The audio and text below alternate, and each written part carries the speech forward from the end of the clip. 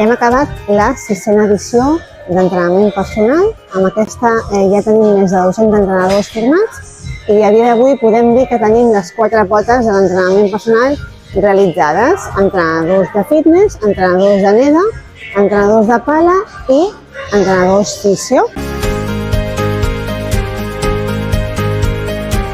L'objectiu principal d'aquesta sessió és dotar els nostres entrenadors dels recursos suficients per poder pautar els millors exercicis en funció de les necessitats dels nostres clients. Oferir el nostre servei d'entrenament personal com la millor opció que tenen els nostres clients per assolir les seves metes, reptes i objectius.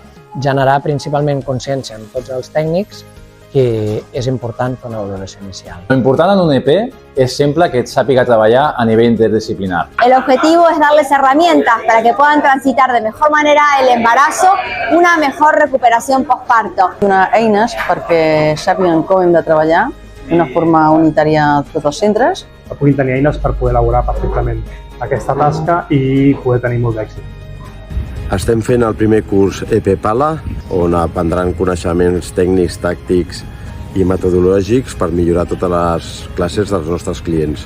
La funció és, sobretot, entendre una mecànica que neix més des del cos i no pas des de lo que tenim tots incorporat més de braços i cames i puguem arribar al usuari de manera com a molt més directa, pràctica i al final trobem l'aprenentatge dels estils d'un punt de vista molt més funcional. Donar-los un ampli ventall d'eines a nivell d'entrenament funcional i de HIIT i després hem tocat tots els punts a la periodització de l'entrenament, les capacitats condicionals i l'entrenament per objectius.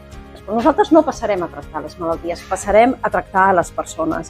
I el que els donem aquí és tota la clau de les malalties més prevalents en el nostre entorn perquè tinguin les eines per saber què és el que han de fer, com han d'executar aquesta prescripció i sobretot quins cuidados o contraindicacions han de tenir. I no podem oblidar que la societat ha evolucionat a una societat més conscient de viure amb salut, amb benestar i això és una gran oportunitat pels nostres professionals, sobretot pels entrenadors personals que necessiten més recursos, més eines per seguir inspirant la gent, ajudant la gent a viure més feliç.